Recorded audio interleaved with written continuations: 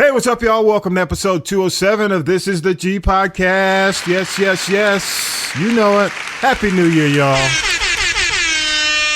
I'm Tonya B. Welcome to our first taping of 2024. Each week we do news, politics, pop culture, that piping hot tea from the one and only Tonya B. And Vi and Tonya B join me in the discussion of what Katt Williams told Shannon Sharpe on Club Shay Shay. Got all y'all shook, which is now well over 18 million views. Wow. Tonya B has your tea, but let's go ahead and get it started with news from Syracuse. Mike, what you got, man? News team, assemble!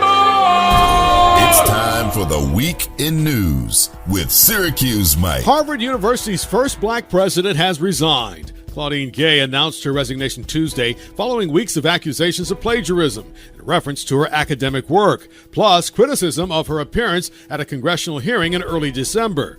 Gay was blasted for her response to anti-Semitism on her campus tied to the war between Israel and Hamas. The school initially stuck by her following her testimony. Gay is the second of three presidents that appeared before Congress to resign. Her resignation comes just 6 months into her tenure, the shortest of any president in Harvard history.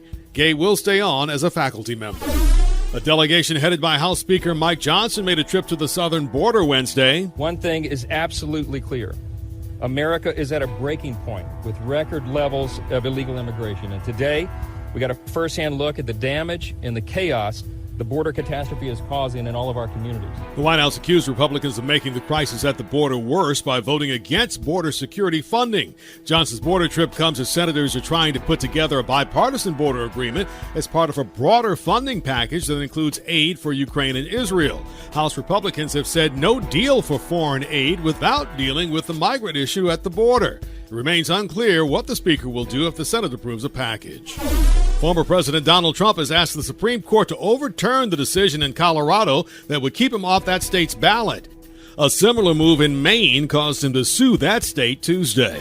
A sixth grader was killed and 5 others were wounded in an Iowa school shooting. It happened at Perry High School before classes were set to begin.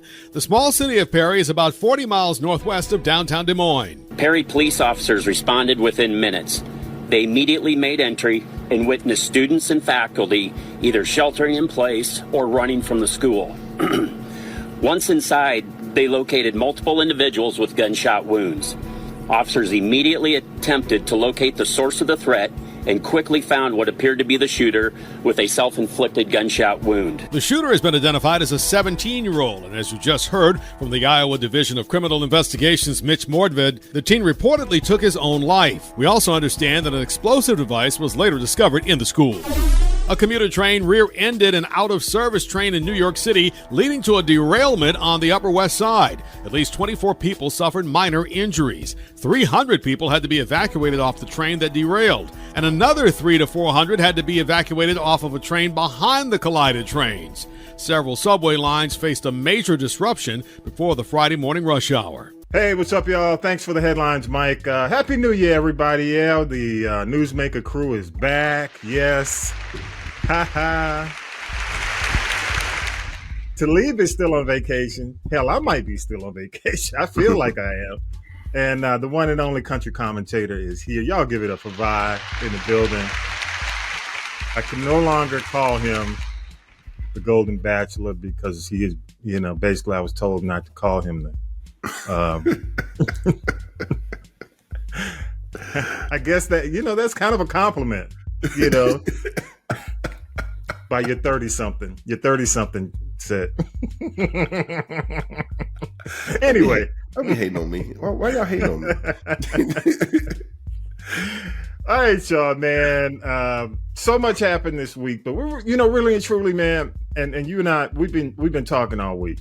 We always talk in the text crew and, stay connected like that. And, so New Year's Eve, set this up. I'm watching, because, New Year's Eve, man, I used to go out and party. I don't do that anymore, man. It's kind of crazy out there. But I'm sitting back and I'm checking out Dave Chappelle, right? The Dreamer, okay? So when I'm watching this, I'm thinking, oh, damn, this is going to be the biggest comedy thing that we're going to be talking about, right? Because he's attacking people. And I'm thinking, oh, damn, he going after Lil Nas X. He's going after the trans community. I'm thinking this is going to be it. This is going to be the biggest thing. Little did I know this Katt Williams thing's going to happen. Because since the Katt Williams thing has happened, not a peep. Have you heard anybody talking about the Dave Chappelle special? He killed it. Hey, if I had saw it on Netflix, I wouldn't even know it was on. Right. I'm like, I think Dave Chappelle thought he had it to himself. And Katt Williams, Club Shay Shay has obliterated every comedy special. Yes, they have. 18 million views, man. As of, before I checked on the podcast, on YouTube, 18 million? Black people like dirt. Wow. We like dirt. We like dirt. And some of the biggest stuff, just to kind of, for those who may have been under a rock, not paying attention, many claims were made.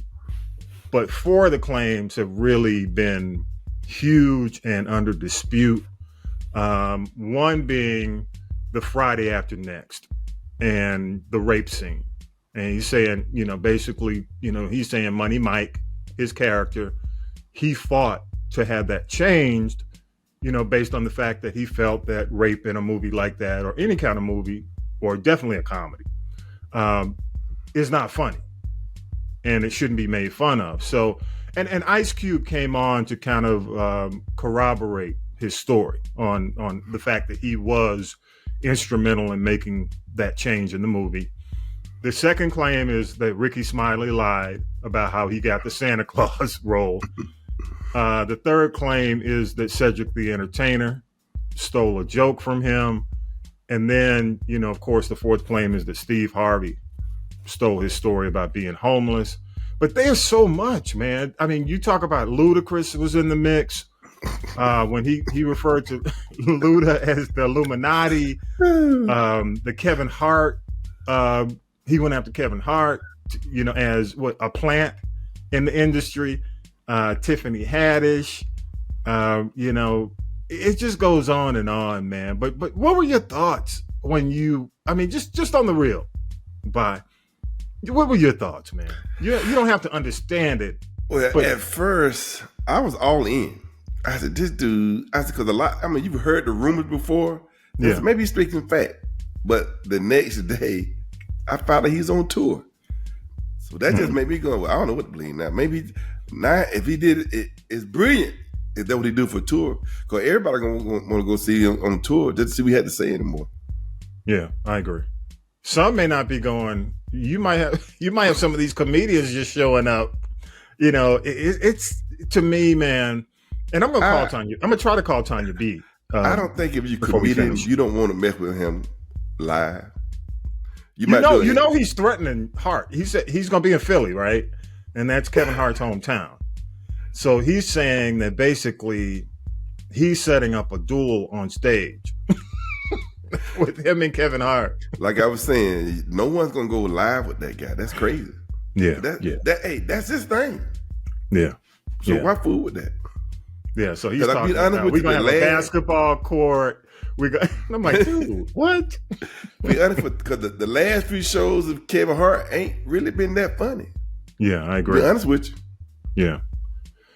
Well, even going after, the way he went after Steve Harvey, man. I mean, it was just like, wow. But why Ludacris? What did Ludacris do, though? I think he just wants to. It's just like a tornado, man. You know how it is. I'm like Ludacris. Ludacris said, "I'm a rapper. I'm not a comedian." But he is at this point. It's just like a tornado, man. If you're around, you're just gonna get sucked up in it.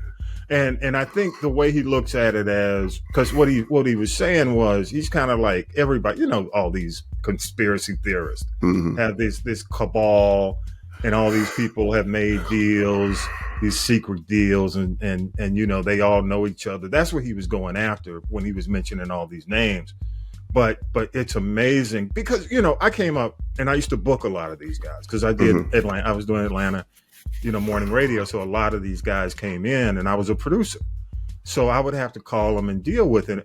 And you know what, for me, being in that and dealing with them in the 90s, kind of late 80s into the 90s, mid 90s, there was a lot. And I'm not going to do it on this show. We're going to stick to the program. But there were some folks you just didn't feel good dealing with. You know, some of them were just assholes, you know. But there were a lot of them who were just great people. I mean, he mentioned D.L. Hughley, and I have to agree, man. One of the easiest guys. He didn't say anything bad about D.L. He said he said nobody talk about D.L. D.L.'s great. Nobody talk about him. He's absolutely right. I mean, D.L.'s the kind of guy, he'll come on, do what he needs to do with you, and then just hang out. You know what I'm saying? Mm-hmm. He didn't mention Sinbad, but like Sinbad, those kind of guys, man. Eddie. He mentioned Eddie neither. No, what, Eddie Murphy or Eddie Griffin? Oh, Eddie Griffin, crazy, man. I mean, Eddie Griffin's cool, but he's crazy. I mean, I'm telling you, you'll say, Eddie, don't say something, and as soon as it gets hot, as soon as that mic comes on, he's a different guy.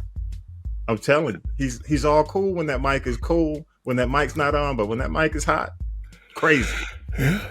Yeah, it'll be interesting because I kind of look at Katt and Eddie Griffin almost as the same kind, because they're volatile. You know, you never know what they'll say. You know, and they don't hold back. So you know, let's try to call Tonya B, man. I'm gonna try to. Let me see if I can get Tonya B on the phone, because I did ask her. Let me see if I can get Tonya B. Hang on, man. Let me try to call Tonya B. Let me see. Let me see if she's there. Is she gonna answer the phone first? Because she's always letting the phone go to voicemail. Damn, it's going to voicemail. Yeah, it's Come on, Tonya B, pick up the phone. I'm gonna have to text her first. I'm not a bill collector, Tonya B. but you know what? I haven't heard Steve say anything. No, not yet. Thanks for calling to. Oh, damn, Tonya B. But the rest of them hang on, Vi. Hang on. Trying to call you. Now we live, we taping, but either way, go ahead. What were you saying, Vi? But like the rest of them said something. Said something. Ludacris said something. Even what's the guy name? The one that did the Santa Claus? Oh, Ricky Smiley. Yeah. Ricky Smiley basically done a show trying to defend himself. Yeah. Hang on. Hang on, Vi. Hang on.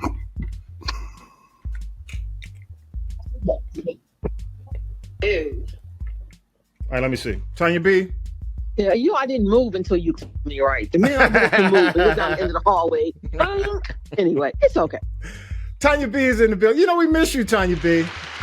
Well, we're going to have to change that. We still never had our G Podcast seafood fest at my house. Oh, we got to do it. We're going to work on that. Yeah, I'll be back in the ATL soon. Oh, okay. Oh, who's waiting on it? You know, Vi. Country commentator. All right. Well, we'll have a low country seafood boil. How's that? Okay, cool. I'm there. You still in the ATL? You got roots? You still got roots in the ATL? I still have roots in the ATL. I still have roots in the DMV. And I must admit, I still have roots in my hometown of Boston. But not today because the weather, is not cooperating. But yes. No, it's kind of crazy. So Tonya B, all this stuff that's going down with Katt Williams. First, because you and I mean, we kind of go back in the industry and we had to deal with a lot of these comedians, right? Yes. Mm-hmm. So when you first heard about this, did you believe it? Did you believe any of it? When I honestly, no, I didn't. But as I did more research, and I have yet to listen to the entire episode of Club Shay Shay, but let me say this. We know that Katt Williams is creative. We know he's highly intelligent. People that are in that lane are kind of like one sneeze away from being, because they're highly intelligent. Yep. But I will say this. Katt Williams is speaking truth. I think if his delivery had been a little different and maybe not alcohol induced, people would have taken him more seriously. Number two, and I do believe it because I got to tell you, like you said, we had worked in the industry for many years. And I think my second radio experiences was working on a morning show with a local comedian in Philadelphia, who shall remain nameless. But he told stories to me back then of how comedians or comics would, kind of steal jokes, for lack of a better term. Arnez J in the 90s, who I used to think was hilarious on Def Comedy Jam, was one of those whose name came up as a joke stealer. And that's what happens. Or if you're an up and coming comic and you haven't quite crossed over, you're still making your bones. If someone like Cedric or D.L. Hughley or whomever, not to say that they did this, would say, man, that joke was funny. Oh man, feel free to use it however you want. Then they use it, you get put on, but then you get mad because they only gave you $5 for the joke. And there are people. Did you ever hear Paul Mooney, who wrote jokes to everybody from Richard Pryor to In Living Color? Yeah. I don't recall hearing Paul Mooney say somebody stole my joke. But Paul Mooney had enough in his bag where he didn't have to worry about that. Yeah, he got paid for Richard Pryor. You know what I'm saying? But the thing is, but a lot of these comics that are out here having us, doubled over, falling on the floor laughing, just like rappers, they do not write this material. It comes from somewhere, and a lot of times it's not from them. So to answer your question again, do I believe Katt? Absolutely. And can I just say, if his delivery were a little different, but he would have been taken a lot more seriously. Go ahead, Tonya B.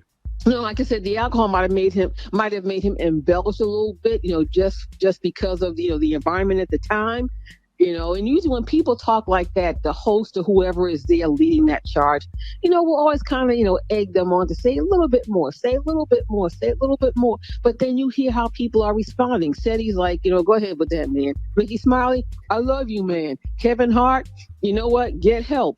But then you have somebody like the best clapback to me is from somebody who isn't a comedian is Ludacris. I loved his clapback. Yeah, Ludacris did a dish. Worse. Exactly. Yeah. So at the end of the day, you know what? Again, the news cycle has been, it was Christian Keys, then it was The Color Purple, then it was Taraji P. Henson. Now the news cycle is Katt Williams, who is trending. Yeah. So at the end of the day, you watch Katt. I mean, I understand the sales for his shows have gone like through the roof, and they're all sold out now because people probably will go. Just like when Tiffany Haddish got arrested for DUI again, they put that into their act. So I'm sure people, if nothing else, if you weren't going to go see Katt Williams, now you want to go see Katt Williams and hear him talk about this. But I think, and again, in these shreds of truth that he's spilling, there will be a lot more people exposed in 2024. Remember, I told you that. Yeah, I agree with you. I agree. But do you think, because, he pointed out the fact that he's going to be in Philadelphia and he's calling out hard. Some of it, you never know. I mean, some of it might be staged, but go ahead. Let me say this. I lived in Philly for 13 years. Philly people ride hard, HORD. They ride hard for anybody, the singers, the comics, the athletes. One thing, Katt Williams, I would advise you not to do is go into Philly talking smack about Kevin Hart, or even Will Smith, or even any the OJ's gambling hub. Don't go into that town talking smack about them, because those folks will shut you down. Well, I'm here to tell you, he put the video, I guess it's on social media. Kevin Hart has, I mean, just like, you mentioned Vi, Steve Harvey is not going to respond. He's not going to respond right now. You know what I'm saying? I don't see Steve Harvey making a response. Steve Harvey's still looking for his old toupee. You said you wrong. Yep. And Tiffany Haddish, I think, responded at one of her comedy shows. Cedric, I think it was more, of a light response, but not a direct response. Tiffany needs to get herself together. She don't need to talk about anybody else. She need to go sit in the corner and fold the laundry and clean up her own house. She need to be quiet. Next. Yeah, I agree. Hey, so one more thing, and I didn't like this because honestly, I like the way Shannon Sharp handled the interview. I mean, he really shut up and let him talk. A lot of people he's getting pushback because let me tell you, can y'all stop calling everybody a journalist? I mean, Shannon Sharp is not a journalist. He is not. He isn't an athlete or a commentator or whatever. But the thing is, Shannon Sharp had enough wherewithal to know the less he said, the more clicks he was going to get from what Katt said. I would have taken out my mouth, left the room, and went down to In-N-Out Burger and come back with some fries and a hole in the tape to put him through. Are you kidding me? We ain't want to hear nothing Shannon had to say. We want to hear what all Katt had to say. Shannon was perfect, man. He as a matter of fact, that glass was the perfect trope. he just took the glass and kept sipping. I mean, hey, at the end of the day, if he'd had Bill Cosby sitting up there and had him drinking Jello or taking Jello shots, that's what I'm saying. You would have gotten some more truth from the abyss of Bill Cosby. That's what and I'm even saying. though, again, another guy from Philly who we know did some jacked up stuff, but the Philly people let him come back there to his house. Yeah. They didn't tear it up. They didn't break the window. They didn't set it on fire. Yeah. So again, I rest my case. Philly people go hard. It's going to be interesting. Hometown heroes. It's going to be interesting. But you know what? Go ahead, Vi. Go ahead, But Vi, really, the world really not going to get mad about what Steve Harvey them did, because they did it to the competition. It was a competitive thing. It's not like it did the harm to the real people. Mm-hmm. So it's more of it's entertaining to me. I'm looking at going, dang, they just dirty. But I think I think you're right, Vi, but I think people harbor that Bernie Mac situation. Yeah, they don't like that now. Yes. They don't like that. Steve no. Everybody loves Bernie Mac. Steve hated on Bernie Mac. And see, now everything happening to Steve Harvey, including losing his hair, that's nothing but karma. That's all I have to say about him. But I think everybody knew about Bernie. I think everybody knows Steve and Bernie had a thing, didn't like each other. That's been out for a while. No, but Steve started it. Yeah. And Steve was jealous of Bernie, and Steve was mad because Bernie didn't bring him into the Ocean's 11, 12, 13, 14, 15 club. That's what that's about. Yeah, Bernie barely got in. Bernie Mac didn't owe him it. Bernie Mac didn't owe him nothing as Bernie. He didn't owe him nothing as Bernie Mac says. Yeah. Come on now. I agree. And that's what I think that's where people drew the line. I think the whole Bernie Mac situation has been just simmering over the years. That's one thing that I think people. You're right, Vi.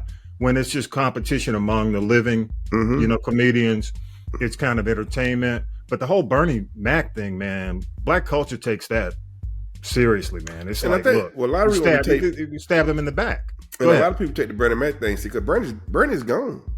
Yeah, that's what I mean. Yeah, exactly. He's gone. So yeah, exactly. They really gonna take. You can't say anything bad about that. But everybody loved Bernie. Because everybody felt like Bernie was real. Mm-hmm. He was real. Everybody felt like Bernie was real. We felt like he was one of us. Mm-hmm. People don't feel like Steve is one of us no more. We don't look like Steve is one of us no more. Yeah. I don't want to be one of him, but think about it. Bernie Mac did not have all the scandal and the BS and all the brouhaha and the thought popping stepchildren, I'm sorry, that Steve Harvey has. Let's call a thing a thing. As people started shutting down for two reasons to Steve Harvey, and I'm not saying there's more to it than we probably know. One was Bernie Mac. The second was the way that he did his second wife, Mary Harvey. And even Tony Rock said it best. How is somebody who's on his third wife going to give you advice about anything in life? Why don't we go talk to Cedric and DL, who've been married for 25 years to the same women? How about we go talk to Jack? You can go talk to Nick Ashford and Simpson from the grave. They stayed together. Heck, even through all of that mess, Bill and Camille, they could tell you what not to do. But I'm going to take advice from Steve Harvey, child, please. Bye. Go sit in the corner. And see, Tonya, I agree with you that. I keep saying the same thing. I said, this man been married 3 times. How he going to give you advice on how to be married? I just don't understand that. Well, he's got experience. What not to do. How to not make a marriage last. What to do. Look, somebody should have told him what to do when let me be quiet about his stupid. Yeah. Somebody should have told him what to do when he thought people were going to buy Steve Harvey bacon. Okay, I'll leave it at that. I guess he said, do as I say and not as I do. Hey. Let's don't say we did. But Tonya B, we're gonna be keeping it up with the tea. Just the quick headlines. It's coming up after this report. What you got coming up? Oh, I mean, there's so much that's been going on the last couple of weeks. This week, I only have time to give you headlines. Everything from the color purple to some people that we lost recently to, the whole Taraji P. Henson thing, the Monique thing, Monica passing out at the concert. There's a whole lot of headlines I got coming up for you. Good stuff. Hey, Tonya B, I'm looking forward to the seafood boil. So whatever you want to call it. When we gonna do it? Now that COVID's over, Oh, COVID ain't over. COVID is not over. The alleged pandemic. You can come in, but you can come into my space and not wear a mask. Yeah. That's all I'm saying. Or I could jump. I could fire up baby, and she's a hybrid. I could put everything in the back in the seafood boil pot and come to your house because I know you got that patio and that big old barbecue. There you go. Mm-hmm. Okay. Don't play with me. Okay. All right, Tonya B. Appreciate you. All right, yo, let me get back. I have another plane to catch. I'm on the road again. Appreciate but I'll talk to you soon. All right. Take care. Bye-bye, y'all. All right, bye. I'll take Man, Tonya B crazy. Hey, but on the real, man, it's going to be interesting to see how this unfolds. It's just crazy that it starts 2024 like this stuff. This is crazy. Wow. But it's kind of fun. It's fun but crazy. All right, but hey, what you got? Let's go ahead and wrap it. What's your big takeaway for the week, man? I know. Okay, we're going to talk about the college football playoff. Now, I know the world is happy that the SEC is finally out of it. So we're at peace with that. Enjoy your moment. But we all know who really got the best team. Yeah. It's the one who didn't even get invited to play. So enjoy your moment. That's all I have to say. Let it go, man. Let it go. Can't let it go. I mean, hey, you know what? I need to make a phone call to G. Because G was pulling for FSU. So, he's really mad. You talk about somebody mad. He's just mad. But so who you think's gonna win for who? To be honest with you, this one I really don't know because Michigan didn't look good against Alabama. Okay, and I just worry about can Washington keep it up because I was worried about their defense until I saw them because they played a real good game against Oregon, and they played a real good against defense. The thing is, if they defense can keep. I'm gonna say Michigan around about 20 to 21 points. Then they'll win. Because I don't know if Michigan can shut down Washington offense because they got the receivers. Okay. And the quarterback. If Washington line can live up to what everybody said it, because they did get voted the best offensive line in the country. Yeah. They won the award. So if that line can hold up, I think they can pull it off. Yeah. I wouldn't be surprised if Michigan won, but I give Washington a real good chance of winning because of the quarterback and offense they got. And I don't see Michigan. Michigan does not have an explosive offense. Yeah, so I agree. If the defense can't slow down if Michigan defense cannot slow down Washington, I believe Washington will pull it off. And that's who I'm pulling for. Okay. I am pulling for Washington. Yeah, and you know what? I'm going to say this. I agree with you 100% on the offensive line. If they can protect Penix is amazing, dog. He's amazing. That dude is accurate. He was throwing darts. Somebody said he was throwing darts. I mean, the accuracy, man, the long passes. So yeah, if they can protect him, man, and give him time to throw, it's a wrap for Michigan. Because Michigan doesn't have the same level of quarterback on their side. They do not. But Washington can score. And if they basically can protect Penix, then Washington will win. So I agree with you. But I think the powers that be wanted this matchup. They wanted Harbaugh. They do. Yeah, they wanted Harbaugh in the finals. Yeah, they did not want the SEC to win the last one. Yeah, I agree. They didn't want that. I agree. My big takeaway, man, and I know you're gonna chime in on this, man. Arthur Blank, I'm making an appeal to you, brother. Don't let him talk you into it one more year, man. No, Arthur, please let him go. You know what I'm saying? Here's the deal. I saw there was an article, man, this week of the taping of the show a couple of days ago. Okay, that said that he deserves another chance because of the quarterback play. And I said to that article, I said, yeah, that's the look I had too. All right, so basically, what you're saying is because of the quarterback play, he deserves one more year to get it right. But I have to say this: he chose Mariota. Thank you. He chose Mariota. He went after. Yeah, it was his choice. They decided to get Ritter in the draft. It was a joint decision, I would imagine. That's not all on Fontenot. And also, they made the decision to go after Heineke.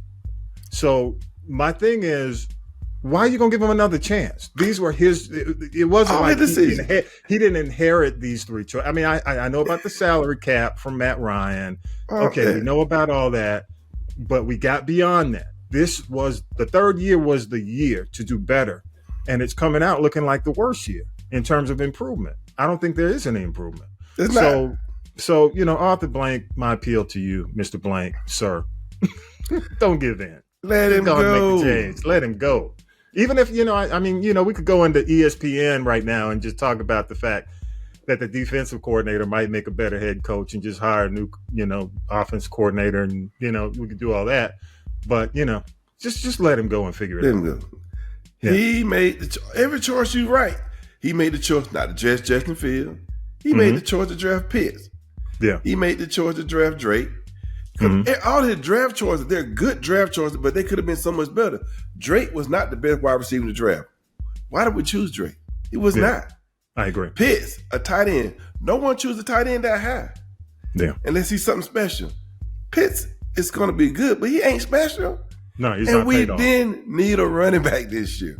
We were loaded in the back by drafting a running back. Our next best weapon didn't get used this year. The Joker. Yeah.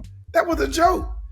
Y'all made him a joker and made him a joke and then play on hard none this season.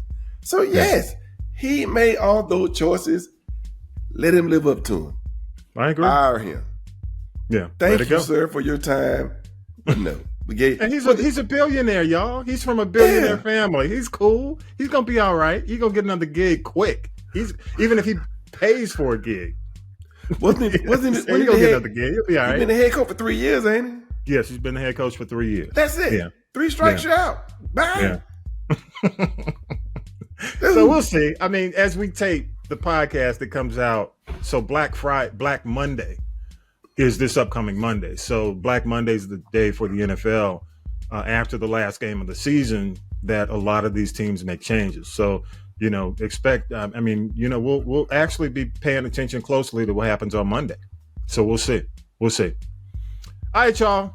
Love your comments. Love your feedback. Go to castropolis.net. Again, go to castropolis.net. Click the people poll. And love to hear what you got. Especially G. Especially you, G. Well, hey, you know what? Hey, let me say this. Care. Let me say this, man. The sports podcast, if you haven't had a chance to check it out, because we still talk about the NFL end of the season. So you can check it out, especially as we go toward the college football finals, the playoffs. Check it out. It's episode 206 bonus. But the G, our good friend Gary in Mobile, and Vi conversation was classic. that was just, I'm going to give it up. All right, Vi. Appreciate you, man. Former Golden Bachelor with his 20-something. Stop saying 20-something before they get out. But then she be calling me asking, I know I ain't 20-something, so who you dating? What's up, Bree? I appreciate it. All right, y'all. Appreciate it. Coming up, man, we'll take a break and we'll come back with the tea. Appreciate you, man. All right, mate. More. This is the G Podcast after the break.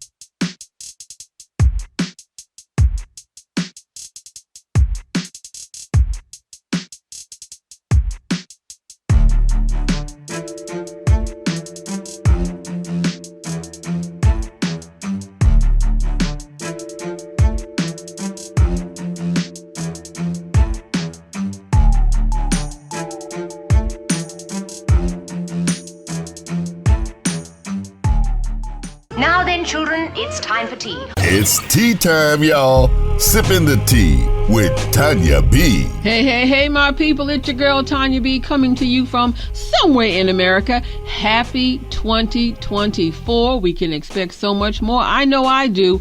And I've got so much to tell you. The last couple of weeks in entertainment news have been something else. Let's just get right to it. I'm going to give you entertainment headlines. I can't get to everything, but I'm surely going to try.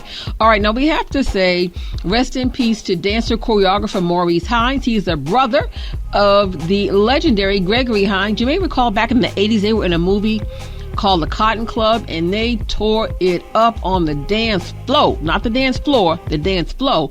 We also lost actor and singer David Soul. If you're a person of a certain age, you remember the 70s show Starsky and Hutch with Antonio Fargas, their informant, Huggy Bear. Also want to send out get well wishes to the legendary, he a legend already, Kid Capri.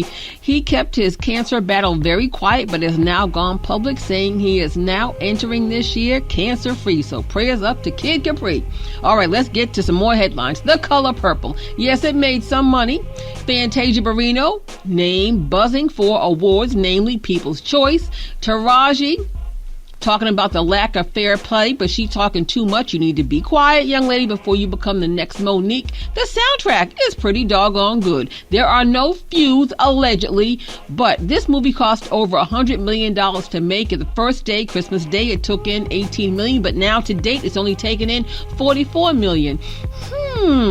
Great-grandmother, yes, I said great-grandmother in 2020.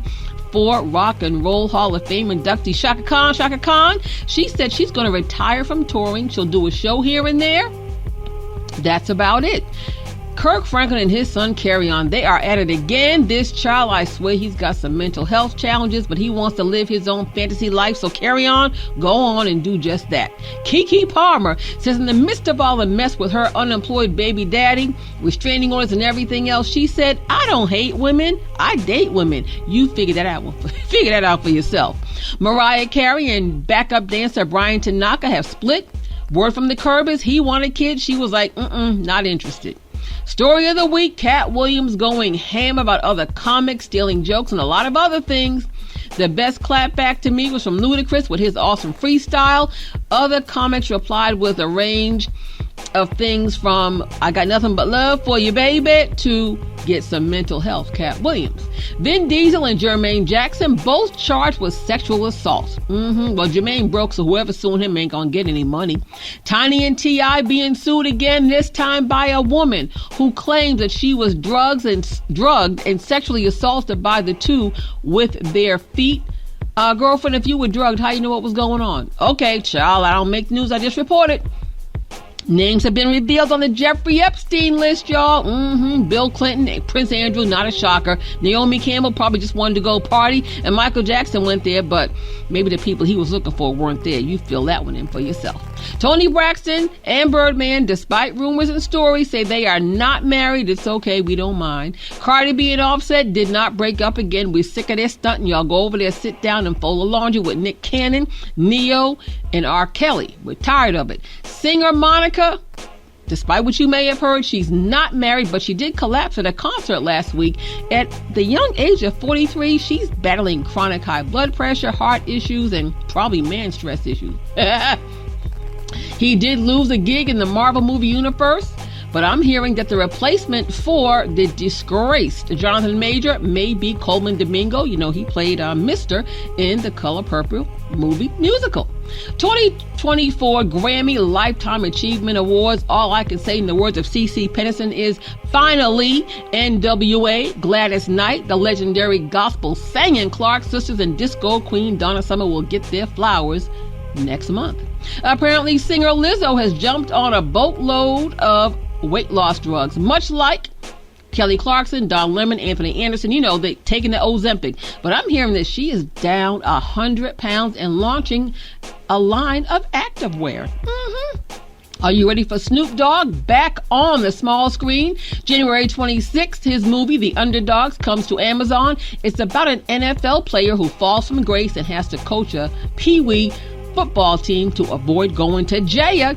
And lastly, please don't mess with Katherine Jackson. Michael Jackson's mama is suing her late son's estate for over $500,000 to cover legal bills while she was battling the estate executors about lucrative business deals. She may be 93. Some say she had a stroke or two, but don't play with Miss Jackson if you're nasty. I'm just saying, she's just trying to increase the worth of Michael Jackson's estate. Now, before Michael closed his eyes, he did make sure his kids and his mama were financially stable, not his siblings, no other family members. I guess he did to Janet, Miss Jackson, if you're nasty, before Janet did it. That's all I got. Ain't got no more. Again, this is your girl, Tonya B, and this is The G Podcast. Check us out every day on YouTube. We're on demand. I'm telling you, it is everything. And don't forget, the Birdwire is still on Castropolis.net on demand. And again, I say, welcome to 2024. Hey, Tommy B. Hey, Country Commentator Vibe. All right, y'all, that's all I got. Let me get back out here in these streets and get some more news for you. I'll see you next week.